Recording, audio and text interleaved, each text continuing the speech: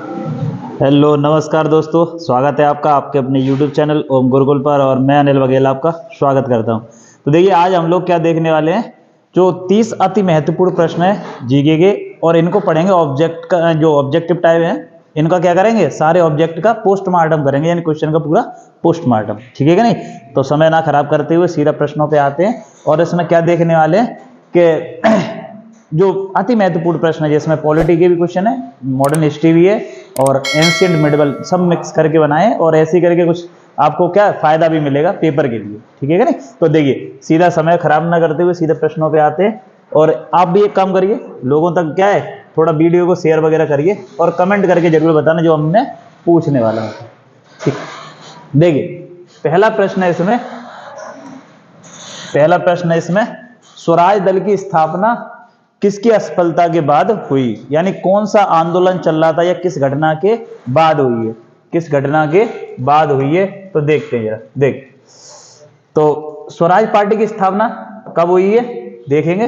तो स्वराज पार्टी, इसकी स्थापना कब हुई है? 1923 में। करी किसने? CR दास और मोतीलाल नेहरू ने। ठीक है कि नहीं? तो ये 23 में हुई है, ध्यान रखना। स्थापना किसकी? स्वराज पार्टी की।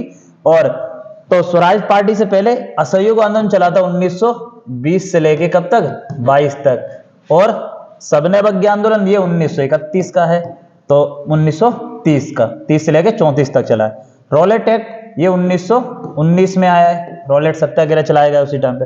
और चंपारण है 1917 का। ठीक है कि नहीं?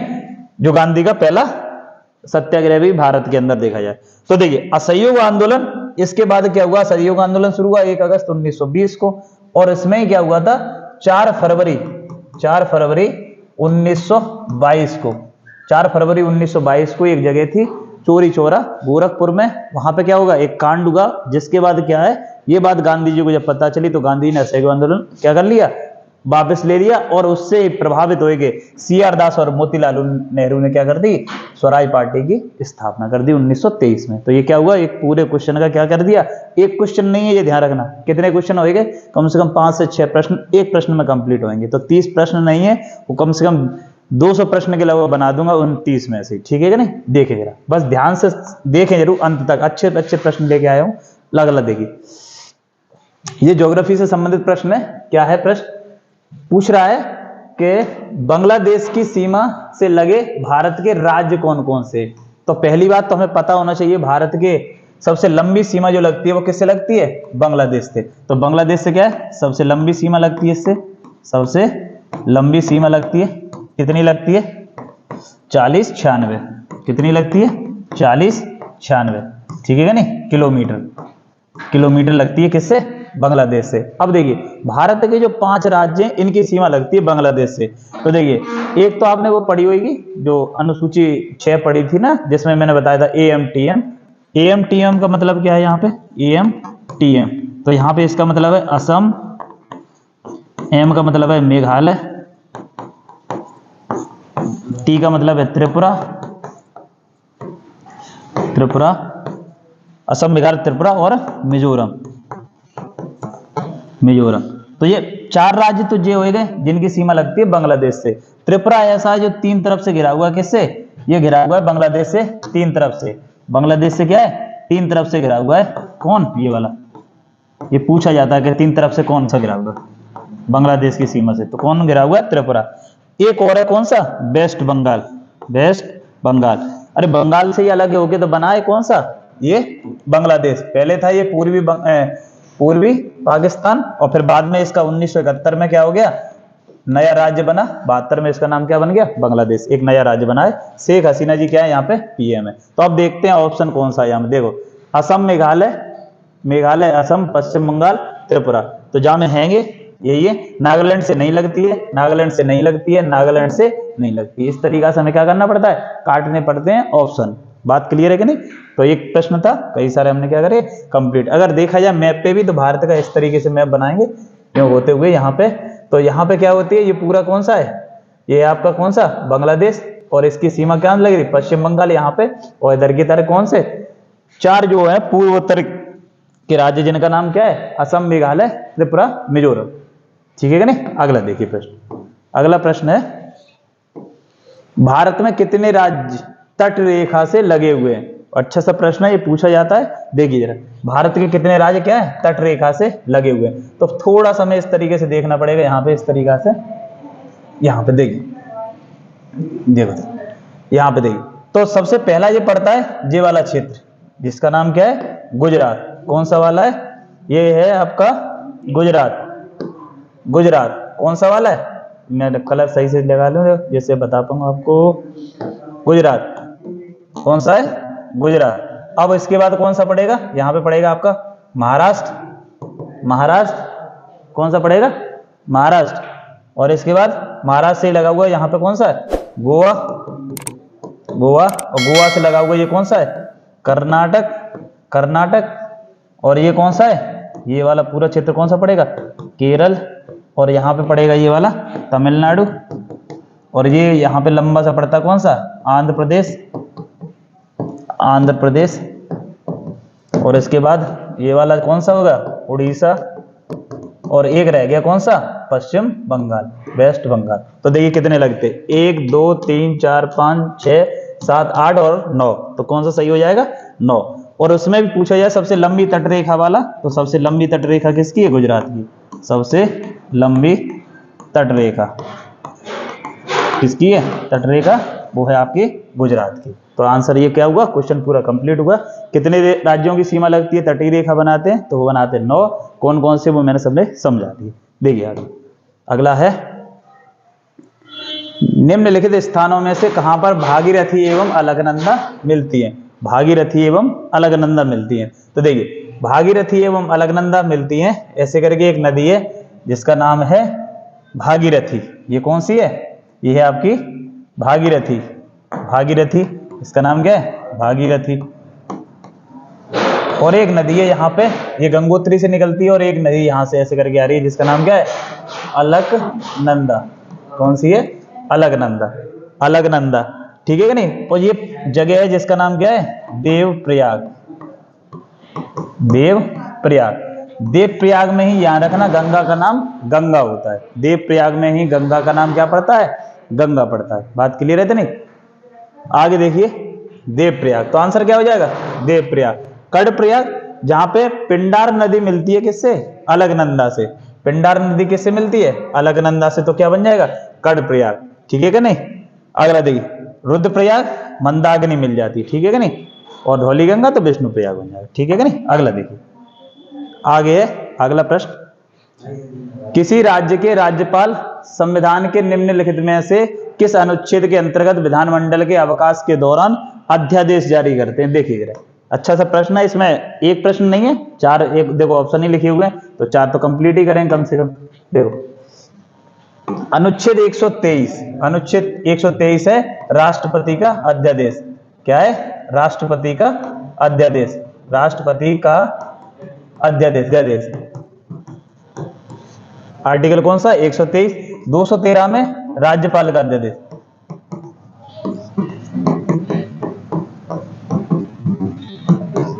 अध्यादेश 214 जो है हाई कोर्ट। क्या प्रत्येक राज्य में हाई कोर्ट होगा। भारत में कितने हाई कोर्ट है टोटल मिलाए के, 25 हाई कोर्ट है। सबसे नया जो है 25वां हाई कोर्ट वो कौन सा है, अमरावती। अमरावती, ठीक है कि नहीं, 25वां है। और ये कौन सा है, आंध्र प्रदेश में पड़ता है, ये ध्यान रखना। पहले आंध्र प्रदेश की राजधानी थी अमरावती, अब नई राजधानी हो गई है विशाखापट्टनम। 124 में सुप्रीम कोर्ट। और भारत में कितने सुप्रीम कोर्ट है, एक सुप्रीम कोर्ट है जो कि कहां पर है, नई दिल्ली में स्थित है। तो इस प्रश्न का आंसर क्या हो जाएगा, 213, जिसमें क्या है, राज्यपाल का अध्यादेश। ठीक है कि नहीं। ये देखें अगला, अगला प्रश्न है, भारतीय संसद की लोक लेखा समिति के अध्यक्ष कौन है, कौन मनोनीत करता है। तो लोक लेखा समिति के अध्यक्ष को मनोनीत कौन करता है, और इसका काम किसका, ये लोकसभा अध्यक्ष का। ठीक है कि नहीं। अगला देखिए, कोई विधेयक धन विधेयक है कि नहीं, इसका निर्णय कौन करेगा। कोई विधेयक धन विधेयक है कि नहीं, इसका निर्णय कौन करेगा, तो लोकसभा अध्यक्ष। लोकसभा अध्यक्ष क्या करेगा, कोई विधेयक धन विधेयक है कि नहीं, और इसका निर्णय कौन करेगा, लोकसभा अध्यक्ष। आर्टिकल 110 है किसके लिए, 110 धन विधेयक से संबंधित है, और आर्टिकल 109 धन विधेयक को पास करने की प्रक्रिया, प्रक्रिया किसमें 109 में, और पास कैसे होएगा 110 में दिया गया, ठीक है कि नहीं। राज्यसभा में कितने दिन के लिए जाता है, तो ध्यान रखना 14 दिन के लिए जाता है राज्यसभा में, और राज्यसभा में इसका कोई अधिकार नहीं है कि इसका धन विधेयक का पास करे तो ठीक है, ना करे तब भी ठीक है। अगला देखिए, हाँ देखिए जरा प्रश्न क्या है, संविधान के अंतर्गत मूल अधिकार का संरक्षक कौन है, मूल अधिकार का संरक्षक कौन है। पहला दिया संसद, तो संसद ध्यान रखना कानून बनाने के लिए, संरक्षक के लिए नहीं, तो कौन है, सर्वोच्च न्यायालय, ये ध्यान रखना। आंसर क्या हो जाएगा, सुप्रीम कोर्ट, ठीक है कि नहीं। अगला देखिए, ये अच्छा प्रश्न है, देखेंगे जरा क्या दिया गया है। कौन सुमेलित नहीं है, इस बात को थोड़ा सा ध्यान से देखना, सुमेलित नहीं है तो अस्पृश्यता का अंत आर्टिकल 17 में ही है, ये करेक्ट है बिल्कुल। गिरफ्तारी एवं निरोध से संरक्षण ये दे दिया किसमें, 23 में, यही क्या हो गया गलत, क्योंकि गिरफ्तारी एवं निरोध से संरक्षण है आर्टिकल कौन से वाले में, आर्टिकल 22 में, और 23 में क्या है, शोषण के विरुद्ध अधिकार, कौन सा है, शोषण के विरुद्ध अधिकार, विरुद्ध अधिकार। तो ये वाला कौन सा हो जाएगा, बी ऑप्शन आपका गलत हो जाएगा। धर्म की स्वतंत्रता तो कौन सा है, कोई भी धर्म अपनाने की स्वतंत्रता 25, और कपाट रखने का अधिकार तो वो 25(2) में आता है। अल्पसंख्यक के हितों का संरक्षण तो वो आर्टिकल 29 है, ये बिल्कुल करेक्ट है। तो गलत कौन सा था, बी ऑप्शन गलत है। आगे देखिए,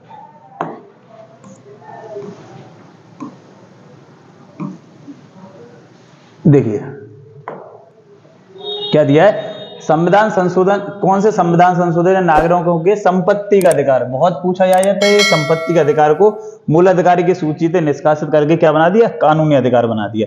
और इसमें आर्टिकल थे, 2 आर्टिकल गए इसके साथ में, एक था आर्टिकल 31 और एक आर्टिकल कौन सा था, 19 फर्स्ट का चा, जो था इनको हटा के कहां भेज दिया, इनके लिए एक नया आर्टिकल बनाया और जिसका नाम क्या है 300 का, इनमें रख दिया, ठीक है कि नहीं, आर्टिकल 300 का में रख दिया, और इसको क्या बना दिया, एक कानूनी अधिकार बना दिया, संपत्ति का अधिकार, कानूनी अधिकार क्या बना दिया, कानूनी अधिकार बना दिया, ठीक है कि नहीं। अब देखिए जरा, अब समझते कौन सा संविधान संशोधन है, तो ये ध्यान रखना, इसके लिए संविधान संशोधन है कौन सा, 44वां संविधान संशोधन 1978, मोरारजी लाल देसाई के समय हुआ है, ये ध्यान रखना। 42वां संविधान संशोधन ये हुआ है 1976 में, और ये हुआ है किसके समय, इंदिरा गांधी के समय, और इसको ही कहते हैं मिनी संविधान, मिनी संविधान या मिनी कॉन्स्टिट्यूशन किसे बोलते हैं, 42वें वाले को। 44वां हो गया, 43वां कुछ है नहीं ज्यादा खास। 52वां है, 52वां में क्या हुआ है, जो 10वीं अनुसूची है, 10वीं अनुसूची, अनुसूची जिसका नाम क्या है, दल बदल, दल बदल, दल बदल, ये जोड़ी गई है, ये ध्यान रखना, ठीक है कि नहीं। और ये कब है, 1985 में, ये ध्यान रखना, 1985 में ये वाला, और इस वाला इंपोर्टेंट है नहीं, तो कौन सा वाला, ये वाला हो गया। अगला देखिए प्रश्न, मोहम्मद गौरी ने जयचंद को किस युद्ध में पराजित किया था, देखिए जरा, जयचंद को, तो देखिए गौरी ने ये वाला लड़ा किसके साथ, पृथ्वीराज चौहान, पृथ्वीराज चौहान और किसके बीच में, गौरी के बीच में, गौरी, और जिसमें क्या हुआ, पृथ्वीराज चौहान जीत गया। दूसरा वाला पृथ्वीराज चौहान गौरी के बीच में, जिसमें क्या हो गया, गौरी जीत जाएगा, ठीक है कि नहीं, गौरी जीतेगा सेकंड वाले में, तराइन के दूसरे वाले में। फिर चंदावर का युद्ध था, चंदावर जो 94 में, और इसमें क्या होता है, गौरी जीतता है और जयचंद क्या हो जाता है, हार जाता है, क्या होगा इसका आंसर सही। और चौथा युद्ध हुआ, ये किसके बीच में हुआ है, तो ये हुआ है शेरशाह सूरी और किसके बीच में, शेर खान कह सकते हैं, क्योंकि इस युद्ध के बाद वो उपाधि धारण करेगा शेर, तो आप ऐसे ही लिख लो तो याद रहेगा, शेरशाह सूरी और किसके बीच में था, हुमायूं के बीच में, हुमायूं, हुमायूं, ठीक है कि नहीं। और इसमें हुमायूं क्या हो जाता है, हार जाएगा और शेरशाह सूरी जीत जाएगा। और एक और युद्ध होगा 40 में, जिसके बाद क्या, हुमायूं भारत छोड़ना पड़ जाएगा। देखिए अगला प्रश्न है, पुराणों का अध्ययन करने वाला प्रथम मुसलमान कौन था, पुराणों का अध्ययन करने वाला तो कौन है, पुराणों का अध्ययन करने वाला अबुल फजल, ये तो बहुत बाद में अकबर के समय का है। और ये वाला है अल-बरूनी, अल-बरूनी जिसने क्या है, सबसे पहले क्या किया, जो मुस्लिम है जिसने क्या किया था, पुराणों का अध्ययन किया था, ठीक है कि नहीं। और ये दारा सिकोह भी, ये ध्यान रखना, ये ऑप्शन इसलिए दिया है क्योंकि ये क्या था, हिंदुओं के फेवर में था, लेकिन इसने नहीं है, सबसे पहले तो ये आया हुआ है, ठीक है कि नहीं। अगला देखें, सल्तनत निम्नलिखित में सल्तनत काल में किसने सर्वप्रथम अपनी राजधानी दिल्ली बनाई। तो देखिए दिल्ली सल्तनत की जो शुरुआत है, दिल्ली सल्तनत, तो दिल्ली सल्तनत जो है इसकी क्या है 1206 में स्थापना की जाएगी और ये कब तक रहेगी 1526 तक। ये दिल्ली सल्तनत का टाइम पीरियड है, जिसमें सबसे पहला वंश आया, वो क्या नाम था, गुलाम वंश, गुलाम वंश में, और इसका टाइम पीरियड क्या है 1206 से लेके 1290 तक है, ठीक है कि नहीं। 1290 पहला शासक ऐबक, और ऐबक बना और इसने अपनी राजधानी क्या रखी, लाहौर, क्या रखी, लाहौर। फिर इसके बाद इसका पुत्र बैठा और उसके बाद कौन आया, इल्तुतमिश, इल्तुतमिश, और इसी ने क्या करी, अपनी राजधानी क्या कर दी, दिल्ली जो है इसने क्या करी है, तो दिल्ली राजधानी सबसे पहले किसने करी है, इल्तुतमिश ने, ठीक है कि नहीं। और इसके बाद फिर से इसका पुत्र बैठेगा, लेकिन फिर उसके बाद इसकी पुत्री, जिसका नाम क्या है, रजिया सुल्तान, जो कि पहली महिला शासक है जिसने क्या है दिल्ली पे राज किया है, ठीक है कि नहीं। और कुतुबुद्दीन ऐबक ने तो लाहौर रखी है, ये ध्यान रखना। बलबन इसका ही बाद में आता है, बहुत बाद में, और ये आराम साहब क्या है, इसका पुत्र था, किसका, कुतुबुद्दीन ऐबक का। अगला देखिए,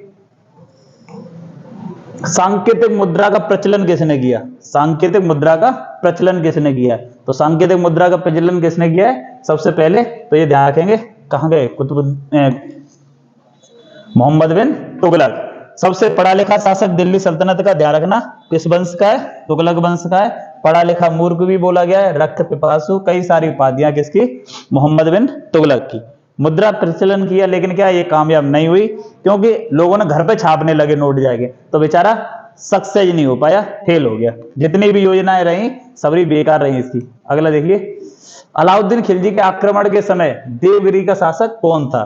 तो कौन है देवगिरी का शासक, तो क्या नाम है, रामचंद्र, रामचंद्र देव या रामचंद्र देव, ये ध्यान रखेंगे, ठीक है कि नहीं। मलिक काफूर, ये ध्यान रखना, इसका गुलाम था, इसका अलाउद्दीन खिलजी गई। और राणा रतन सिंह, ये देखा होगा ना आपने, पद्मावत मूवी है, उसमें पद्मावती के पति है राणा रतन सिंह, जो राजस्थान वाले क्षेत्र में। अगला देखिए, किस सुल्तान ने रक्त एवं लौ की नीति अपनाई, रक्त एवं लौ की। तो देखिए रक्त एवं लौ की नीति अपनाई किसने, बलबन में, या कह सकते हैं आप राजत्व का देवी सिद्धांत किसने स्थापित किया, तो बलबन ने। और बलबन ने क्या किया था, जो इल्तुतमिश ने एक चलाया था चालीसा, चालीसा, या जिसको कहा गया तुर्काने चहलगामी, क्या कहा गया था, तुर्काने चहलगामी, इसको इसने क्या कर दिया था, समाप्त कर दिया था, क्योंकि ये उसमें पहले से शामिल था।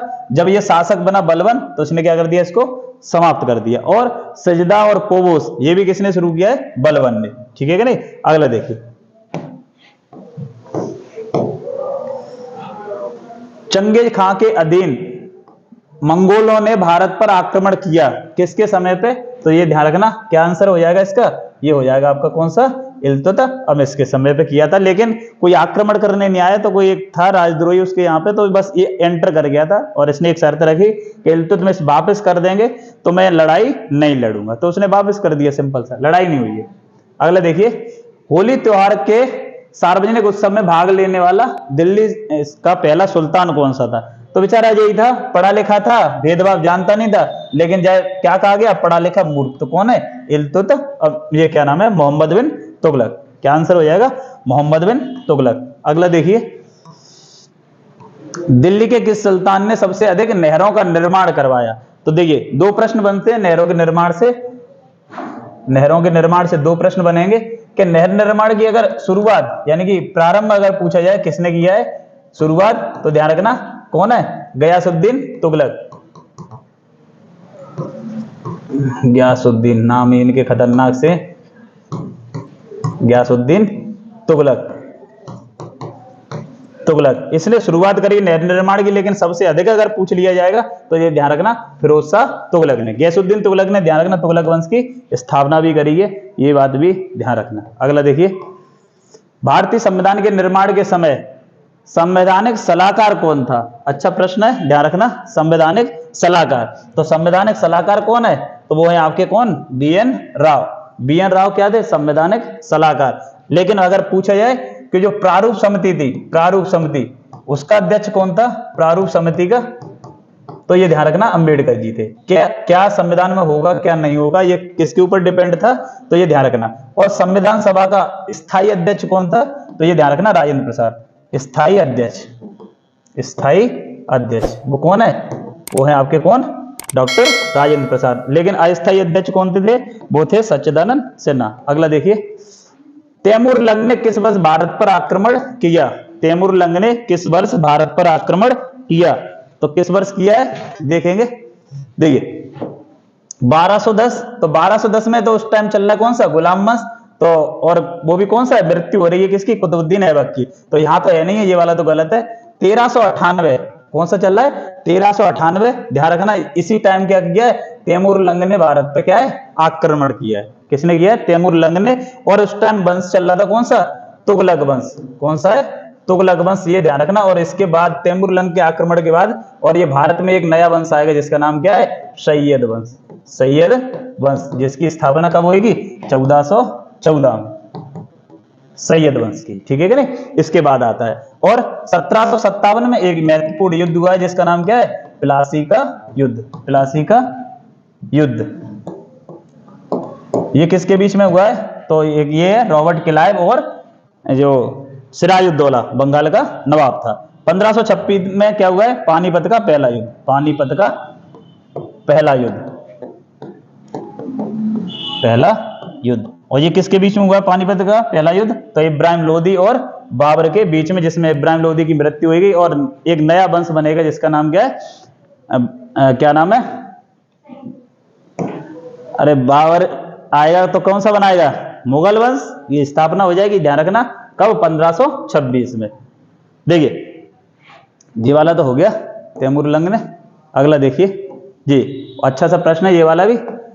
तालीकोटा का युद्ध कौन सा है? 1565। 1565 में कौन सा युद्ध हुआ है? तो ये तालीकोटा का। ये ध्यान रखना एक तरफ था विजयनगर साम्राज्य, दूसरी तरफ बहमनी साम्राज्य के जो अन्य जो थे जो आपस में लड़ते थे, लेकिन विजयनगर से क्या थी? इनकी शत्रुता थी। सब एक होके मिले और विजयनगर का क्या हो गया? खात्मा हो गया इसी के साथ में। देखिए पानीपत का प्रथम युद्ध अभी देखा था 1526 में हुआ था। किसके? बाबर और इब्राहिम लोदी। बाबर जीतेगा। और खनवा या खानवा, खानवा का ये 1527 में बाबर और राणा सांगा के बीच में, जिसमें बाबर ने पहली बार क्या दिया है? नारा दिया किसका? जिहाद का नारा दिया। पानीपत का दूसरा युद्ध 1556 में हेमू और अकबर के बीच में। और तालीकोट का ये है गया। ठीक है कि नहीं? ये कुछ महत्वपूर्ण थे युद्ध। अगला देखिए। तो एक प्रश्न नहीं है, ध्यान रखना चारों ही आप कंप्लीट करके चल रहे हैं। ये अच्छा प्रश्न है, देखें जरा क्या है? कुतुब मीनार के निर्माण में किसका योगदान नहीं है? ये नहीं पूछ रहा है कि है। तो ये ध्यान रखना कुतुबुद्दीन ऐबक ने तो नींव रखी है इसकी। क्या रखी है? नींव रखी। कुतुबुद्दीन ऐबक ने तो नींव रखी। किसकी याद में? तो कुतुबुद्दीन बख्तियार काकी एक सूफी संत थे, उनकी याद में क्या रख दिया नाम इसका? कुतुब मीनार। दूसरा इल्तुतमिश ने इसका कार्य पूर्ण करवाया। कार्य पूर्ण किसने करवाया? तो इल्तुतमिश ने कार्य पूर्ण करवाया। और अलाउद्दीन खिलजी ने कुछ काम नहीं किया। और फिरोज शाह तुगलक ने जब इसकी जो 5वीं मंजिल है वो किसने बनवाई है? फिरोज शाह तुगलक ने। जब टूट गई थी, बिजली गिरी थी, तो उसके बाद 5वीं मंजिल। तो इसलिए आंसर क्या हो जाएगा इसका? अलाउद्दीन खिलजी ने कोई काम नहीं करवाया किस पे? कुतुब मीनार के निर्माण में। ठीक है कि नहीं? ये ध्यान रखना। लेकिन अलाई दरवाजा देखा जाए तो अलाउद्दीन खिलजी ने बनवाया, लेकिन वो क्या है? कुतुब मीनार से पास में ही है, लेकिन कुतुब मीनार से संबंधित नहीं है। ये बात ध्यान रखना। अलाई दरवाजा जो है अलाउद्दीन खिलजी ने बनवाया। अगला देखिए, महात्मा गांधी ने सर्वप्रथम किस किसान आंदोलन में भाग लिया? तो गांधी जी भारत आए कब? 15 में आएंगे। कब आएंगे भारत? 15 में। और उसके बाद क्या किया इन्होंने? पहले आश्रम की स्थापना की और उसके बाद एक आंदोलन था जो 1917 में चल रहा था। कहां पे? जिसको क्या कहते हैं? तिनकटिया पद्धति से संबंधित है, चंपारण बिहार में। खेड़ा जो है, खेड़ा कब का है? 1918 का है। 1918 का है। सबने अवज्ञा आंदोलन कब का है? 1930 का है। बारदौली में गांधी जी से कोई मतलब है नहीं है, क्योंकि वहां चल रहे हैं कौन? सरदार पटेल। और ये है 1928 का। तो आंसर क्या हो जाएगा? चंपारण। ठीक है कि नहीं? अगला देखिए, थोड़े से और रहेगा, 5 प्रश्न हो रहे हैं। बारदौली सत्याग्रह का सफल नेतृत्व अभी बताया था कौन है? तो उसमें कर रहे हैं कौन? सरदार पटेल। और इसी वाले में इनको क्या मिली है? सरदार की उपाधि भी इसी वाले आंदोलन के बाद मिली है। ये ध्यान रखना, काहे की? सरदार की उपाधि। ठीक है कि नहीं? सरदार की उपाधि। और अगला देखिए प्रश्न 1928 का, ये ध्यान रखना, भूदान आंदोलन, ये आपको पता चलाया किसने, आचार्य विनोबा भावे, इन्होंने चलाया, ये ध्यान रखना भूदान आंदोलन। लेकिन ये पूछा नहीं किसने चलाया, पूछा है किस राज्य से शुरुआत हुई है। तो भूदान आंदोलन की शुरुआत हुई है कब, आंध्र प्रदेश से हुई है 1951 स्वतंत्रता के बाद। चलाया किसने, तो विनोबा भावे, ये लिख देना किसने शुरू किया है, विनोबा भावे, ठीक है कि नहीं, आचार्य विनोबा भावे, ठीक है कि नहीं। अगला दिन,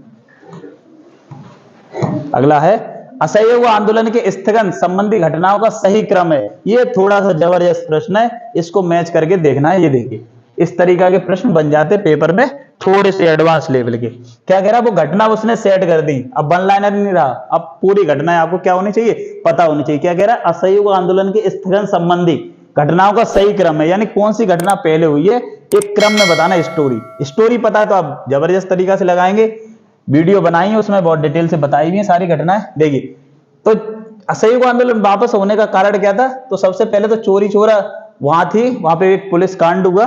क्या है, पुलिस कांड, जिसमें क्या है, पुलिस ने क्या किया था, जो लोग जा रहे थे फिर गोली वगैरह चलाई दी थी, तो कुछ मर गए। अब उसके बाद जो गुस्साई लोग थे उन्होंने क्या कर दिया, पुलिस थाने को जला दिया। अब उनकी गिरफ्तारी हुई, तो उसके बाद क्या हुआ, गांधी जी को जब यह बात पता पड़ी 12 फरवरी को, कहां थे, बारदौली में थे गांधी जी को जब बात पता पड़ी, इन्होंने क्या कर दिया, स्थगन कर दिया।